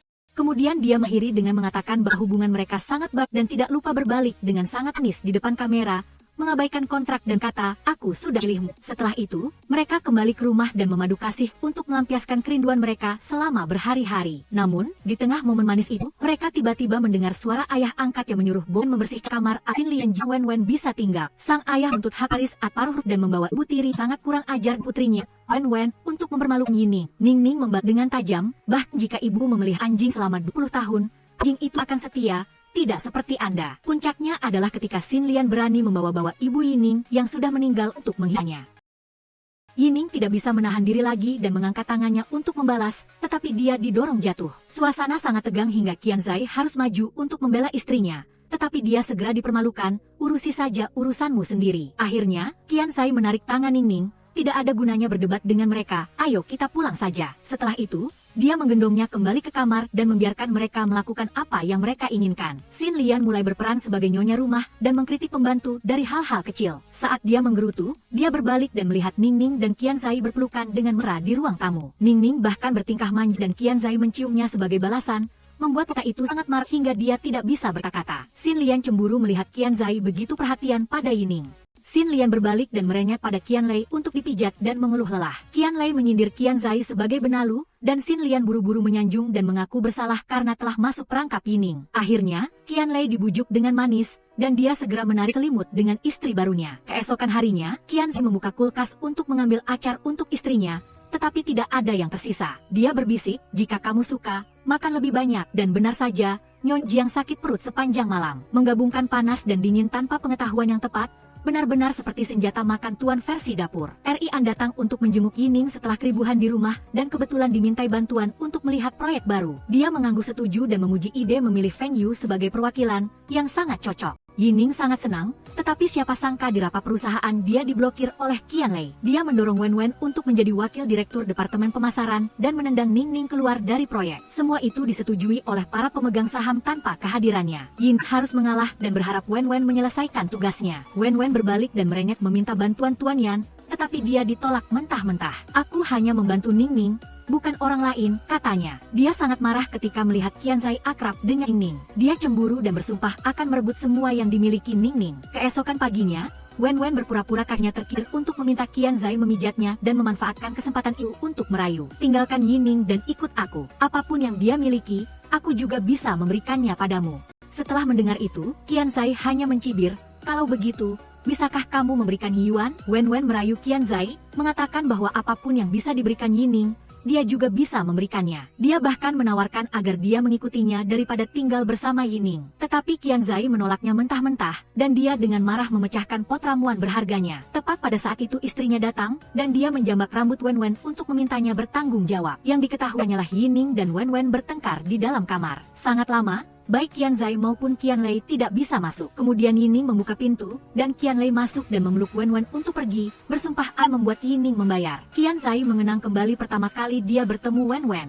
Dia bergumam bahwa cepat atau lambat Yuan akan berganti menjadi nama keluarga Qian, dan pada saat itu dia akan menjadi nyonya yang sesungguhnya. Segera setelah itu, dia menyuruh seseorang untuk Yining membalas, tetapi Qianlei langsung memotongnya, mengatakan bahwa bahkan jika mereka bisa mengundang Feng Yu, itu tidak akan berguna karena produknya tidak potensial. Dia juga menyindir, jika Yining benar-benar pintar, pergilah cari investor untuk perusahaan, jangan hanya duduk di sana menghabiskan uang dan bertingkah sok. Orang-orang lain juga ikut-ikutan, membuat suasana tegang diam-diam meledak. Yining sedih karena ibunya telah salah memilih suami, dan Qianzai menghiburnya dan membawanya menemui Tuan Su, seorang investor potensial. Berkat perkenalan Qianzai, Yining berhasil meyakinkan Tuan Su untuk tertarik pada proyek kue bulan modern Yiyuan. Sementara itu, Qianlei dan Wenwen marah karena Yining tidak hanya mendapatkan investor tetapi juga akan segera bertemu dengan Feng Yu.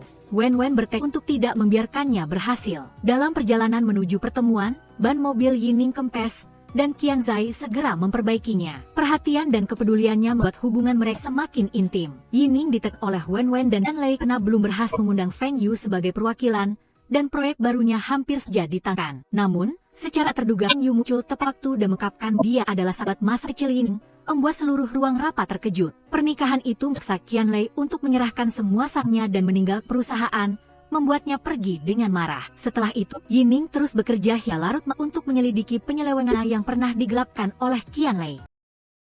Sahabatnya Feng Yu, meskipun jadwal syutingnya padat, tetap datang untuk menyemangatinya dan memujinya karena sangat keren. Tapi kemudian sebuah pesan dikirim kepadanya, dan begitu dia membukanya, dia melihat itu adalah Qianzai. Ceritanya, tadi malam Wenwen duduk di mobil yang sama dengan Qianlei. Setelah itu mereka menyuruh 3 orang untuk culik. Wenwen terus mengingatkan ayahnya agar tidak terperangkap dalam strategi adu domba Qianzai. Yining tiba-tiba muncul dengan membawa kontrak pengalihan saham untuk ditukar dengan suaminya. Wenwen memeriksa kontrak dan ternyata itu asli. Tetapi Qianlei belum mau melepaskan Qianzai. Pria tua itu menuntut Yining untuk mencabut gugatan, jika tidak, dia akan menyiksa Qianzai lagi. Yining segera mengeluarkan ponselnya dan menelepon sekretarisnya untuk membatalkan gugatan, dan ketiga orang kodok itu melihatnya dan melepaskan Qianzai. Pria tua Qianlei kesal karena dia belum memberi perintah untuk melepaskannya. Tetapi Tuan Su membawa anak buahnya datang, dan membuat mereka semua lari seperti dikejar anjing. Tuan Su juga sangat khawatir, bertanya-tanya apakah keponakannya yang tercinta itu baik-baik saja. Keesokan harinya, pasangan suami istri itu kembali berpelukan mesra di kamar mandi. Dia dengan lembut mencukur jenggot suaminya, dan dia berpura-pura terluka hingga membuatnya terkejut. Dia bertanya lagi mengapa Yining datang meskipun tahu itu adalah jebakan. Yining menjelaskan bahwa umpan itu adalah dirinya, dan dia harus datang untuk menyelamatkannya. Meskipun dia tahu jika Qianlei menang, Yiyuan akan hilang. Dia berkata bahwa meskipun Yiyuan hilang, dia bisa mendapatkannya kembali. Tetapi jika sesuatu terjadi padanya, dia tidak akan punya keluarga lagi. Dia hanya memiliki dia sebagai satu-satunya. Keesokan harinya, Yin membawa Feng Yu ke kedai suaminya. Begitu masuk, Feng Yu mengeluh bahwa tempat ini berbau cinta yang kuat. Setelah itu, Qianlei berkata dia akan membuat paha ayam bumbu bawang untuk istrinya, membuat Feng Yu kembali mendapatkan makanan anjing gratis. Sementara itu, Tuan Su muncul, dan Yining berterima kasih kepadanya karena telah membantunya menyelesaikan situasi sulit. Dia membantu Yiyuan agar tidak jatuh ke tangan Qianlei. Kemudian, saat Yining sedang mengobrol dengan temannya, Tuan Su pergi menemui Qianzai dan memarahinya habis-habisan. Tuan Su menasihatinya untuk tidak terlalu membahayakan nyawanya seperti itu lain kali. Tuan Su melihat keponakannya sedikit goyah karena cinta, dan pamannya memperingatkan bahwa cinta antara Qianzai dan Yining pada dasarnya dibangun di atas nan. Tuan berkata, jika kamu tidak tega, paman akan membantumu dalam hal ini. Setelah itu, saat makan, Tuan Su baru saja memulai pembicaraan, Qianzai sudah sakit perut. Ini mengalihkan perhatian Yining dari kata-kata Tuan Su, dan dia membawanya pergi. Tetapi keesokan harinya Tuan Su datang ke rumah untuk mencari Yining. Ketika dia tiba di rumah, Qianzai terkejut melihat Tuan Su ada di sana, membuatnya panik. Yining dengan lembut menjelaskan bahwa Tuan Su datang hanya untuk membahas proyek kerjasama. Namun, Qianzai tetap waspada. Takut pamannya akan mengungkapkan sesuatu kepada Yining. Ketika Tuan Su pergi, Yining merasakan kecemasannya dan menenangkannya. Tenang saja, aku ada di sini. Dia bertanya, apapun yang terjadi, kamu akan selalu bersamaku, kan? Yining mengangguk, tetapi dengan cerdik menjawab, itu tergantung pada kebohongan apa yang kamu berikan padaku. Ucapan canda yang lembut itu juga sedikit menguji kesetiaannya, dan keduanya kembali tertawa dan saling berpeluk dengan bahagia. Malam itu, Qianzai melihat istrinya berkejemur sehingga dia makannya selimut, dan tanpa saja menemukan bahwa resep kue mangkuk kaki ada tulisan tangan ibunya. Dia bertanya pada Yining apakah dia tahu sesuatu, dan dia berkata bahwa dulu ini adalah resep untuk produk terlaris perusahaan. Entah kenapa tiba-tiba produksinya dihentikan. Qianzai mendengarnya dan marah, dia diam-diam menyimpan resep itu lalu pergi seolah tidak terjadi apa-apa. Malam itu, dia bermimpi ibunya sedang menulis, dan ibunya mengenalinya. Qianzai, mengapa kamu tidak membalaskan dendamku? Ketika bangun, dia sangat terkejut tetapi melihat Yining tidur nyenyak di sampingnya. Dia merasa sedih. Pagi yang tenang tiba-tiba terpecahkan ketika Yining menerima pemberitahuan. Di internet, sebuah video menjadi viral, di mana seseorang secara terang-terangan mengkritik produk Yiyuan sebagai air selokan dalam botol. Kontennya menunjukkan bahwa jumlah bakteri melebihi 150%, dan juga menyindir tentang mengundang Feng Yu sebagai perwakilan. Publik meledak, pelanggan menuntut boikot dan pengembalian uang, dan Yiyuan dicaci maki habis-habisan. Yining segera memerintahkan sekretarisnya untuk mengarsipkan dan mengumpulkan para pemegang saham untuk rapat darurat. Saat Yining sibuk menangani krisis, Qianzai berhadapan dengan pamannya. Ternyata dialah yang berada di balik kampanye pencemaran nama baik ini. Dia berkata, kamu terlalu berhati lembut. Ini adalah waktu terbaik untuk menjatuhkan keluarga Yi. Di antara dua jalan, cinta dan kebencian, hati Qianzai bimbang, tetapi dia juga sudah membuat keputusan. Setelah itu, Yining tiba di perusahaan, dan para wartawan menyerbu untuk mengambil foto dan mewawancarainya. Qianzai muncul dan melindunginya. Kemudian dia memintanya untuk menunggunya di luar ruang rapat, tetapi sekelompok orang datang di belakangnya. Dia mengenakan kacamata dan wajahnya sangat serius saat dia masuk mengikuti Yining. Sebelum dia sempat sadar, dia didorong ke dalam kejutan yang mengejutkan. Qianzai mengumumkan bahwa dia adalah pemegang saham terbesar baru Yiyuan. Ternyata, saat dia sibuk mencintainya, dia diam-diam membeli saham perusahaan sepotong demi sepotong, kecuali bagiannya, dan sekarang saatnya dia ingin memecatnya karena skandal. Yining menahan diri saat dia menyadari bahwa dia mendekatinya hanya karena dia menginginkan Yiyuan. Qianzai mengakui bahwa ibunya adalah Marga Su, dan dia adalah keponakan Jing Xuan, yang berada di belakang grup Shangsu. Kejutan kedua menghantamnya, dia gemetar meminta cerai, tetapi bahkan tuan yang tidak bisa berbuat apa-apa. Qianzai seperti orang gila, dia menggendongnya dan membawanya pergi di antara kerumunan orang. Yining yang mudah dibingungkan berteriak dan menangis. Dia menggendongnya sampai ke kamar dan mengikatnya dengan erat. Dia berteriak, aku tidak bisa membiarkanmu pergi dariku. Ini bukan permohonan, ini perintah. Lalu suaranya tercekat saat dia melampiaskan kebencian yang terpendam selama bertahun-tahun. Yining terpaku, dia tidak percaya ibunya adalah orang seperti itu. Tetapi Qianzai tidak peduli apakah dia percaya atau tidak, dia telah memilih jalan balas dendam dan meskipun hatinya sakit, dia tidak bisa melepaskannya. Beberapa saat kemudian, dia dengan lembut meletakkan semangkuk sup. Kamu belum makan apa-apa, kan? Minumlah sedikit sup. Tapi ini sekarang hanya dipenuhi kebencian. Aku lebih baik makan sampah daripada menyentuh barang darimu. Meskipun dia bersikeras bahwa dia mencintainya dengan tulus, baginya saat ini, setiap kata hanyalah pisau. Dia hanya memiliki satu kalimat, semua ini akibat perbuatanmu sendiri. Dia diam-diam bersumpah akan membiarkan istrinya kelaparan. Dia menyesap sup besar lalu mencium paksa Yining. Air mata mengalir, jika kamu sangat membenci keluarga Yi, mengapa tidak melepaskanku? Jika mata tidak melihat, hati tidak akan sakit. Tetapi dia hanya tersenyum tipis. Karena kamu istriku, aku harus merawatmu dengan baik. Di antara cinta dan kebencian, mereka berputar-putar tanpa jalan keluar, dan dia masih menelepon tuannya untuk mencari jalan keluar. Malam itu, Rian menyelinap masuk. Aku berhasil menyuap penjaga, cepat pergi. Tetapi sebelum mereka sempat pergi, Qianzai muncul. Matanya gelap, jika kamu berani pergi, besok Yiyuan akan bangkrut. Qianzai menerjang dan menariknya kembali ke kamar seperti badai. Yining mencoba melawan, tetapi Qianzai sudah tidak takut lagi. Tapi dia tidak bisa melakukannya, meskipun dia memohon dan menangis, dia tetap teguh, kamu tidak bisa pergi. Lalu dia berbalik dan memberi perintah dengan dingin. Jaga dia dan jangan biarkan dia melangkah keluar dari sini. Beberapa saat kemudian, anak buahnya berlari masuk untuk melaporkan bahwa Yining dem. Qianzai buru-buru memanggil dok untuk memeriksanya, dan dia tidak memiliki masalah serius. Luka di tangannya sudah diperban, hanya perlu menurunkan demamnya. Qian Zai menyalahkan anak buahnya karena tidak menjaganya dengan hati-hati. Tetapi dia malah disalahkan balik, dia menjadi seperti ini, bukankah itu salahmu? Siapa lagi yang kamu salahkan? Ketika Ningning membuka matanya, pandangan pertama yang dia lihat adalah dia. Dia mengusir Qian Zai keluar dari kamar dan ingin minum obat sendiri. Dia juga belajar dari pengalamannya dan tidak ingin memaksanya lagi, tetapi memberinya ruang pribadi. Setelah itu, Qian Zai pergi untuk membuat hidan mata air untuk istrinya. Tetapi dia terus mesaknya dan menjadi marah pada dirinya sendiri. Dia berkata pada dirinya sendiri, "Aku ingin membalas dendam atas kepergian ibuku, itu bisa dimengerti." Tetapi Yining tidak bersalah. Dia terdiam jenak dan mendongak ke ruang kosong. Dalam hati, dia bertanya pada ibunya, mengapa setelah bertahun-tahun berusaha menahan diri hanya untuk menunggu hari ini, ketika momen itu benar-benar tiba, hatiku terasa begitu kosong dan sedih. Malam itu, dia membawa Ningning ke gudang anggur dan hanya berkata dengan lembut, "Karena dulu, setiap kali suasana hatimu sedang tidak baik, kau akan datang tempat ini."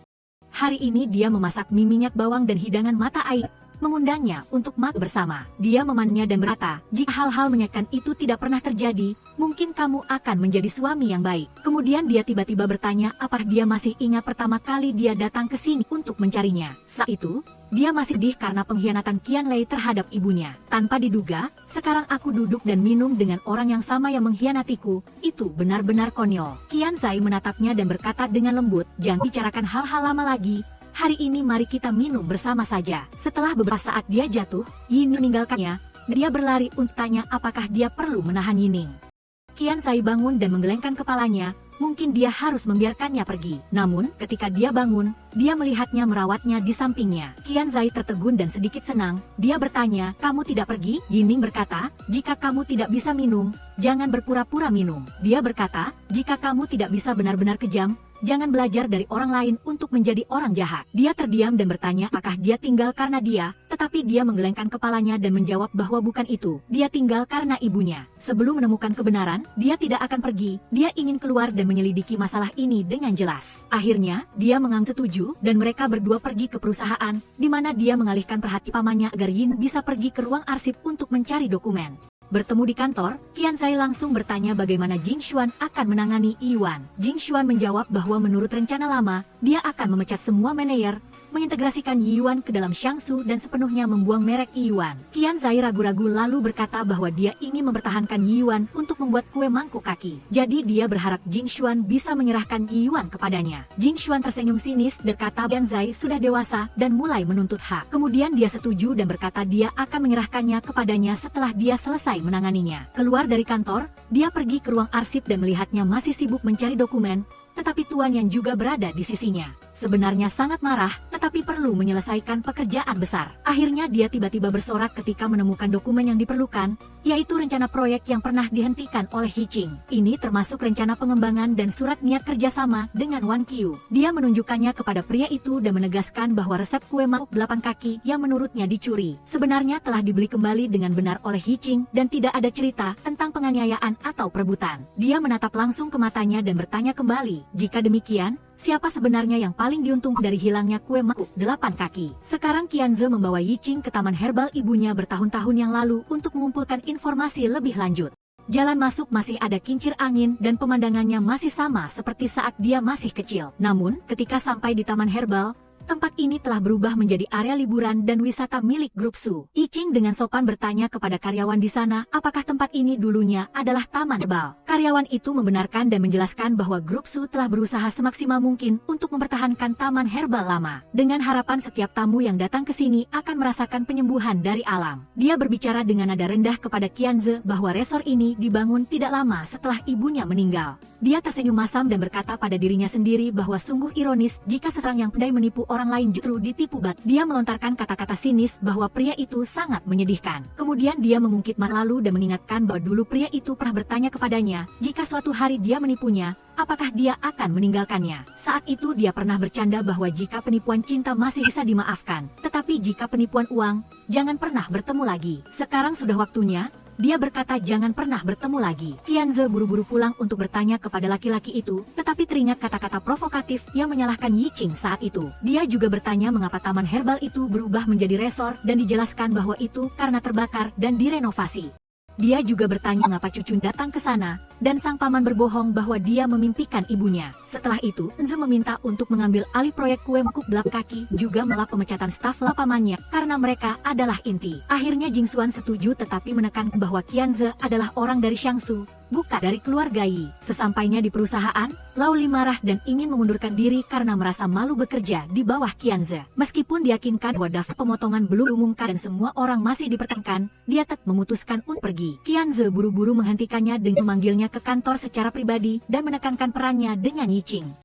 Dia juga mengungkapkan bahwa Yi Qing akan kembali memimpin. Mendengar itu, Lao Li ragu-ragu dan akhirnya setuju untuk tinggal dan membantu dengan syarat ini adalah yang terakhir kalinya dia mengalah. Di sisi lain, Yi Qing dan Rian telah memiliki bukti untuk membersihkan nama Yi Qing. Yi Qing dan yang pergi mencari orang yang menyebarkan berita palsu itu dan memaksanya untuk memberikan klarifikasi secara terbuka. Meskipun perkataan maaf telah diposting, netizen masih ragu, mengkritik tanpa alasan, dan melakukan diskriminasi gender. Yi Qing merasa putus asa dan mengira dia telah kehilangan Yi Qing. Tapi yang tetap menyemangati dia untuk gigih dan menegaskan bahwa mereka masih memiliki kesempatan untuk membalikkan keadaan.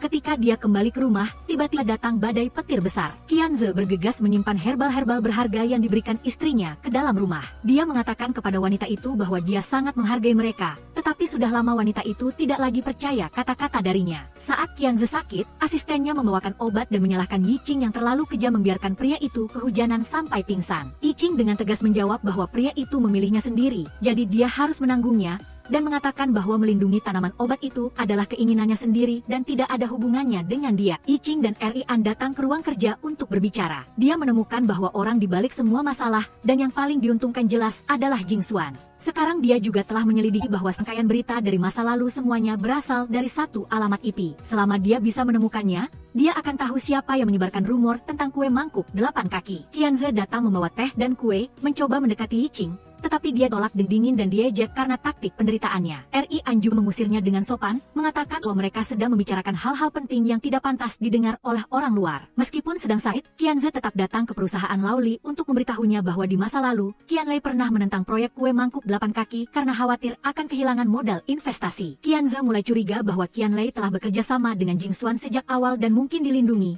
jadi dia belum dihukum sampai sekarang. Dia memberitahu Lao Li untuk menjaga rahasia agar dia bisa menangani masalah ini sendiri. Dulu, Yi Qing membayar utangnya untuk mendapatkan informasi, dan Zhu Jian mengungkapkan bahwa orang yang menyewa penulis artikel adalah seorang pria bermarga Qian. Dia segera menunjukkan foto ayah angkatnya, dan pria itu membenarkan bahwa orang itu adalah Qianlei. Ternyata Qianlei telah diam-diam mengkhianati ibu Yi Qing sejak dulu. Seolah-olah hidupnya belum cukup dramatis, dia menambahkan sedikit drama dengan mendorong segalanya jatuh ke jurang seperti mobil tanpa rem. Rian sebelumnya telah menyelidiki dengan keras tetapi hasilnya nihil. Tidak ada petunjuk sama sekali. Rasanya seperti Qianlei telah menghilang atau beralih profesi menjadi pesulap. Untungnya, Yi Qing tiba-tiba teringat bahwa asistennya telah menemukan jejak terakhir Qianlei melalui kartu bank Wenwen. Benar-benar teknologi zaman sekarang bisa membuat orang yang bersembunyi pun ketahuan. Keduanya segera melaju di jalan seperti detektif kriminal versi vegetarian untuk mencari informasi lebih lanjut. Bertekad untuk mengungkap kebenaran seperti mengupas bawang meskipun tahu mata bisa pedih. Sementara itu, di perusahaan, Bos Su melihat Qianze sedang membaca sesuatu dan sedikit penasaran. Dia mengatakan bahwa dia sedang meninjau kembali daftar bahan produk untuk melihat di mana kesalahannya. Tapi tujuannya adalah untuk mengawasi Jingxuan seperti hidup di tengah-tengah film mata-mata. Dan seperti firasat drama 300 episode. Dia menemukan Jingxuan diam-diam sedang mempersiapkan Qianlei untuk melarikan diri dengan tiket pesawat dan paspor yang siap seperti akan pergi berlibur. Mengikuti sampai ke sana, Qianze tidak hanya melihat Jingxuan tetapi juga bertemu dengan Rian dan Yi Qing yang sedang menyergap di sana. Mereka dengan cepat mengeluarkan serangkaian bukti yang menunjukkan bahwa Jingxuan memiliki hubungan dengan Wenwen. Saat berhadapan, Jingxuan hanya menghela napas dan menyatakan sudah terlambat, seolah-olah sedang berperan sebagai tokoh utama dalam drama tragedi versi kantor. Yi Qing mempertanyakan konspirasi di masa lalu dan Jingxuan akhirnya mengakui bahwa semuanya adalah demi kekuasaan dan ketenaran Xiangsu, termasuk pernah menyakiti ibu Qianze untuk membuka jalan bagi kemajuannya. Untuk menambah kesedihan, dia juga memberikan tawaran terakhir kepada keponakannya yang tercinta. Jika sekarang dia tidak melangkah maju tetapi mundur dan menjadi keponakan yang baik, dia akan mewarisi semua kekayaan. Qianze pulang ke rumah, masuk ke gudang anggur, dan minum seolah-olah tidak ada hari esok. Dia mabuk sampai Yi Qing harus meminta Baowen untuk membawakan sup anti mabuk dan suplemen hati. Dia sangat mabuk sampai bermimpi ibunya kembali, memasak sup, dan memeluknya, menenangkannya seperti saat dia masih kecil. Air mata Qianze mengalir deras, seolah-olah dia telah menahan kesedihan selama bertahun-tahun yang sulit diselesaikan. Tetapi ketika dia bangun, tidak ada ibunya, hanya ada semangkuk sup yang masih mengepul. Dia makan sambil menangis seperti anak kecil yang kehilangan mainan. Setelah itu, dia memeluk foto ibu mertuanya yang telah meninggal dan meminta maaf atas semua kesalahannya. Bertekad untuk menebus segalanya, dimulai dengan membantu Yiqing mendapatkan kembali Yiqing. Guru dan murid bersiap untuk mencari Qianlei. Qianze naik ke mobil dan menawarkan diri untuk mencari ayah angkatnya bersamanya, menganggapnya sebagai penebusan atas kesalahannya sendiri. Sungguh takdir, mobilnya mogok di tengah jalan di pegunungan. Qianze tidak tahu apakah dia benar-benar bisa memperbaikinya, tetapi dia juga menawarkan diri untuk membantu Yiqing. Entah dari mana, seorang laki tua muncul dan memperkenalkan diri sebagai penduduk desa Qianjia, tempat di mana ada seseorang bernama Qianlei yang sangat pandai membangun sekolah dan jalan, dianggap oleh penduduk desa sebagai orang suci yang masih hidup. Sebelum mengikuti lelaki tua itu, keduanya sudah merasa ada yang tidak beres. Tetapi ini adalah satu-satunya kesempatan bagi mereka untuk menemukan Qianlei, jadi mereka harus mengambil risiko. Sesampainya di sana, mereka diundang untuk makan, benar-benar hidangan kampung yang sederhana dan menghangatkan hati. Sementara lelaki itu terus memuji Qianze sebagai pria yang tahu cara mencintai istrinya. Pria itu hanya bisa tersenyum masam dan mengambil nasi dengan kecepatan yang cukup untuk menghindari pertanyaan sulit. Sementara itu, anggur terus dituangkan seolah-olah mereka sedang mengadakan kontes minum alih-alih investigasi. Yiqing dengan cerdik mengatakan tujuannya adalah untuk mencari seseorang karena mendengar teh di sini terkenal. Tuan rumah langsung mengerti. Oh, teh hijau, lalu menuangkan anggur lebih banyak lagi seolah ingin mengaburkan pandangan kedua penyusup itu. Minum sampai mimpi langit dan awan. Ketika bangun dia melihat diri terkunci seperti dalam novel romantis yang dikomedikan novel detektif. Yiqing juga tidak mengerti situasi saat ini. Dalam delirium dan cahaya redup, Qianze menyatakan akan menyelamatkan Yiqing, menegaskan cinta sejatinya seolah sedang mengikuti audisi untuk menjadi pemeran utama pria. Melihat Yiqing lelah, Qianze menyuruhnya untuk bersandar di bahunya. Anggap saja masa lalu sudah berlalu, sekarang mereka hanya bisa mengandalkan satu sama lain untuk melewati bahaya. Di luar, suasananya juga tidak lebih baik. Orang tua mendengar anak laki-laki mereka berkata demikian, lalu menoleh dan bertanya, jika tidak dikunci, apakah kamu akan melepaskan mereka? Tiba-tiba mereka masuk dan bertemu dengan pasangan itu, membuat suasana dari film investigasi langsung berubah menjadi film komedi paksa. Tetapi kemudian, titik balik yang sebenarnya datang malam itu ketika Qianlei tiba-tiba muncul seperti jin dari botol, melihat keduanya terikat dan menyatakan ingin menyerahkan diri. Sambil melepaskan ikatan, dia menangis dan mengeluarkan foto ibu Qianze, mengakui bahwa di masa lalu, ibunya lah yang telah mendanai pembangunan desa ini, dan dia justru berbalik menjadi kaki tangan untuk menyakiti dermanya. Permintaan maaf yang tersendat membuat Qianze juga tidak bisa menahan air matanya. Meskipun sangat menyakitkan, itu tidak bisa hidupkan kembali ibunya. Qianlei memohon agar Wen dan penduduk desa diampuni, sementara dia sendiri akan menanggung semua dosa. Meskipun Yiqing sangat marah, dia menyadari sikap penyesalan yang tulus. Jadi dia mengatakan tidak akan menuntut individu, tetapi akan membiarkan hukum yang menangani. Kebenaran akhirnya terungkap, tetapi luka-luka masih ada seperti tumpukan bagasi setelah penerbangan yang tertunda. Jingxuan tidak menyembunyikan wajahnya lagi, dia berteriak hisis dan menghina Qianze seperti melampiaskan semua kebenciannya pada seorang anak. Sekarang dia telah menunjukkan wajah aslinya, wajah jahat seperti ular kobra raja. Dia menceritakan bahwa dia pernah memohon kepada kakak perempuannya untuk sebidang tanah untuk menanam bahan obat, tetapi ditolak, semua demi keluarga Su, demi Xiangsu, atau setidaknya itulah yang dia pikirkan. Tetapi Qianze tidak membiarkannya memutarbalikkan fakta dan langsung menyatakan bahwa itu bukan demi keluarga, melainkan hanya keserakahan pribadi yang terselubung. Akhirnya dia dibawa ke pengadilan bersama Qianlei dengan tuduhan persaingan dagang yang tidak sehat. Qianze kemudian mengembalikan kontrak pengalihan saham kepada Yiqing. Dia meminta Baowen untuk membawakan makanan setiap hari seolah-olah makanan bisa menyelesaikan semua masalah. Awalnya Yiqing masih marah, bahkan tidak menyentuh sumpitnya. Tetapi setelah itu, ketika tidak ada orang, dia diam-diam memakan semuanya sampai tidak tersisa sedikit pun. Hatinya juga perlahan melunak seperti puding di bawah sinar matahari sore. Qianze terus tinggal di restoran, memasak setiap hari seperti seorang biksu pertapa tanpa mengeluh. Lalu suatu hari, kabar baik datang. Proyek kerjasama dengan Yiqing disetujui. Dia melontarkan kalimat candaan bahwa pengantin wanita sedang berfoto pernikahan di halaman rumput. Jika tidak cepat, dia akan menjadi penonton. Qianze berlari secepat kilat seperti sedang mengikuti kompetisi atletik sampai di tempat dan mengucapkan semua kata-kata tulus,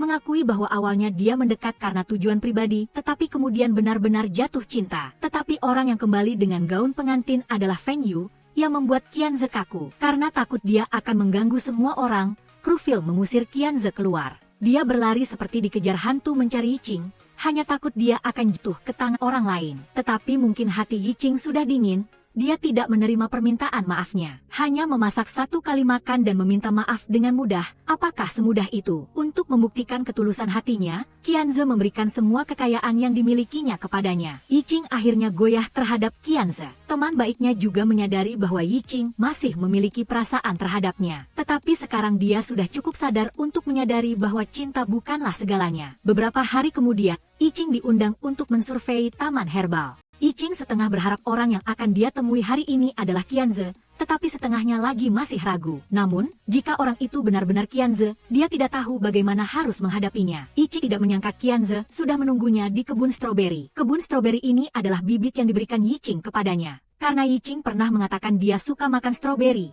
terutama stroberi tanpa bahan kimia. Meskipun Yiqing sangat menyukainya, dia tetap berpura-pura bahwa dia datang ke sini hanya untuk memeriksa. Sementara itu, pria itu tetap gigih karena baginya, stroberi adalah alasan, sedangkan tujuannya adalah wanita itu. Yiqing sedang menunggu ketika Feng Yu menelepon, dan Yiqing memamerkan jamuan makan dan kebun stroberi yang diberikan Qianze seolah-olah dia sedang memperkenalkan museum yang langka. Yiqing tahu bahwa dia masih belum yakin. Hatinya terus merasa cemas takut suatu hari pria itu akan pergi. Dia akan hancur seperti permen jeli yang hancur, tidak bisa menahannya. Temannya menyarankan bahwa jika sudah cinta, hiduplah untuk saat ini, jangan khawatir tentang masa depan, waktu akan menyembuhkan semua luka. Kedengarannya benar, tetapi Yiqing tahu bahwa menghadapi bekas luka sebesar itu, saran itu lebih sulit daripada mendaki gunung. Sementara itu, soal bersama selamanya, lupakan saja, itu hanya cerita film super romantis yang tidak ada di luar bioskop. Tiba-tiba Qianze berdiri di dekat situ, mendengarkan percakapan mereka. Dia meninggalkan hidangan chun shui yang disukai Yiqing lalu pergi dengan diam-diam dengan hati yang sakit seperti baru saja tertusuk. Beberapa saat kemudian, Yiqing tidak melihatnya,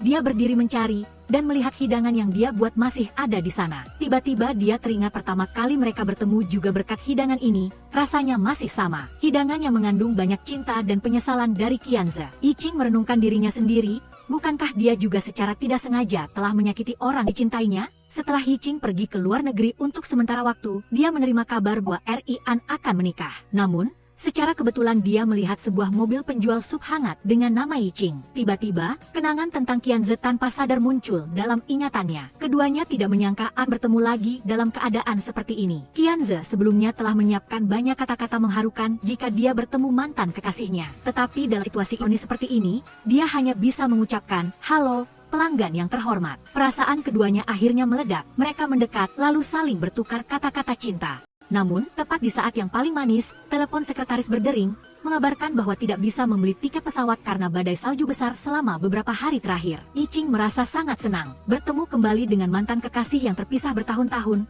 Bagaimana bisa dia kembali ke negaranya? Serial ini berakhir di sini. Semoga teman-teman semua sehat selalu untuk mendukung tim kami. Terima kasih banyak, teman-teman, dan sampai jumpa di serial berikutnya. Sekarang, sampai jumpa lagi. Sampai jumpa.